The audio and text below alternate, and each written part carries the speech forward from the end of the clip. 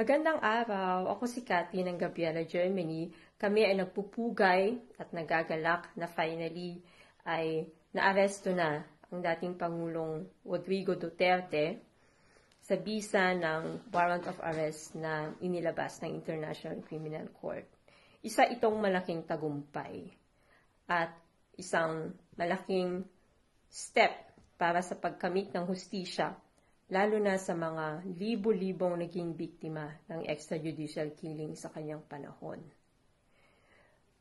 More than 30,000 ang sinasabing naging biktima ng kanyang bogus war on drugs. In fact, ito pala ay war against the poor, war against dissent, war against anyone na nagpapahayag ng pagtutol sa kanyang misogynist at fascist na regime. Naniniwala kami na ito ay ibunga ng sama-samang pagkilos at enduring commitment ng napakadaming Pilipino sa iba't ibang sulok ng mundo.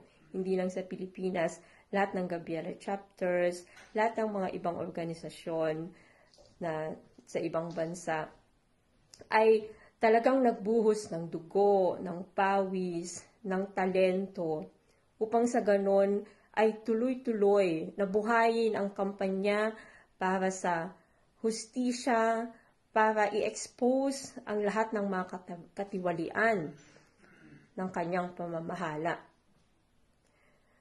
Ngunit nakikita din namin na ito ay isa lamang na step towards genuine justice and genuine social transformation.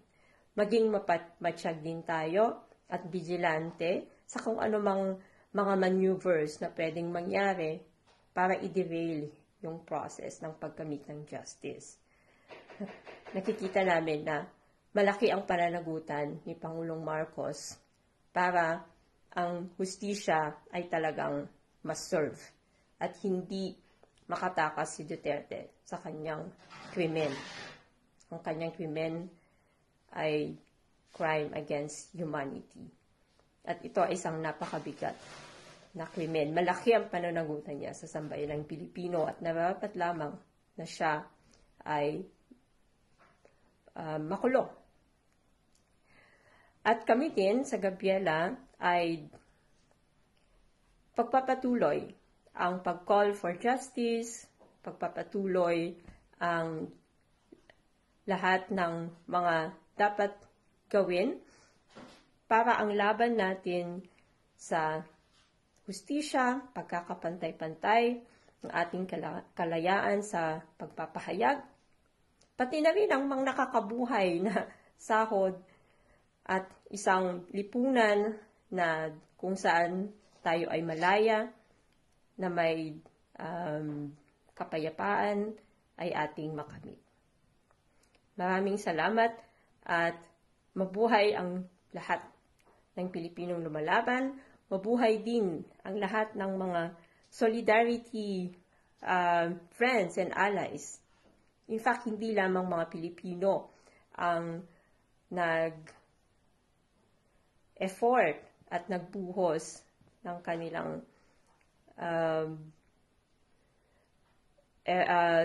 suporta para sa laban na ito. Madami ding mga non-Filipino friends and allies, pati dito sa Germany, ang sumuporta para dito. At I'm sure madami din ang nagagalak ng mga non-Filipinos. Maraming salamat sa lahat. Tuloy ang laban, tuloy ang ating laban at pagkakamit ng hustisya. Hindi tayo titigil. Magandang buhay mga kababayan, ako po si Christopher Barton, isang masugid na taga-suporta ng dating Pangulong Rodrigo Roa Duterte. Ako din po ang chairman ng United DDS Germany and founder and chairman ng Sara Duterte Supporters. Sa mga kaganapan ngayon sa Pilipinas sa paghuli o pagsilbi ng warrant of arrest para kay dating Pangulong Duterte, kami po sa mga taga-suporta ng dating Pangulo ay lubos na nasasaktan sa mga nangyayari ngayon. Ang nais lang po naming hiling ay masunod ang sinasabi ng ating dating Pangulong Duterte na siya po ay dapat litisin kung meron man po siyang mga kasalanang nagawa sa panahon ng kanyang panunungkulan, ay dapat litisin po siya sa Pilipinas, litisin at hukuman po siya ng mga Pilipino. Kasi kapag po siya ay nakalabag sa batas sa sambayan ng Pilipino, dapat ang mga Pilipino ang humusga sa kanya at sa Pilipinas po siya litisin at ikulong.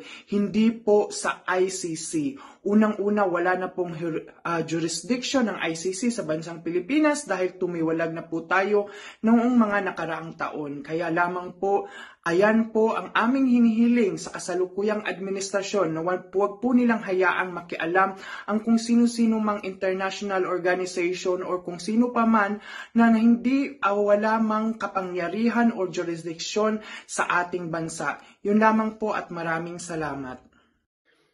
Para sa Migrante Europe, ang pagka-aresto ni Duterte kanina sa ating bansa ay isang tagumpay para sa sambayan ng Pilipino. Tagumpay ito sa bawat pamilya na tumatangis na ang kanilang mahal sa buhay ay pinatay, pinaslang, na hindi binigyan ng due process. Tagumpay ito ng bawat mamayang Pilipino na tumindig, hindi natakot sa kabila ng mga pandarahas, sa kabila ng lahat ng pananakot na ginawa ni Duterte nung siya pa ang Pangulo. Bigyan natin ng kasinungalingan na sinasabi ng marami na nakadanas daw ang dating Pangulo ng inhustisya. Wala raw maayos na proseso yung pag-aresto. Una, binabahasahan siya ng kanyang karapatan. Binasahan siya ni General Torre. Binigyan siya ng pagkakataon na magpa-check up. Lalo nga, bibigyan pa siya ng pagkakataon sa Netherlands ay pagtanggol niya ang kanyang sarili sa mga kaso na inihabla sa kanya. Pero 30,000 yung namatay sa war on drugs niya na hindi nabigyan ng pagkakataon ng ganitong proseso. May hindi sila nabasahan ng kanilang karapatan. Pinaghinalaan, pinatay kaagad, katulad ni Kian de los Santos. Mga human rights defender, pare, mga aktivista, mga union leaders, dahil lang ayaw sa kanyang palisiya, ay pinatay. Ilang massacre ang naganap sa ilalim niya, yung Bloody Sunday Massacre. Kaya kung may inhustisya na nakaranas sa ating bansa, ay iyon po, ay yung mamamayang Pilipino. Yung 30,000 biktima ng kanyang war on drugs, yung kanyang extrajudicial killings, yung pag-encourage niya ng pagpatay. Kung meron man, kung bakit may habla sa kanya, siya yung gumawa ng kaso na to. Hindi po yung mamamayang Pilipino. Kaya po ulitin natin mga kababayan, panalo ito ng sambayan ng Pilipino. Ang pag-aresto kay Duterte ay isang warning sa lahat pa ng mga politiko at nais mamuno sa ating bansa. Hindi habang panahon mapoprotektahan kayo ng impunity ninyo.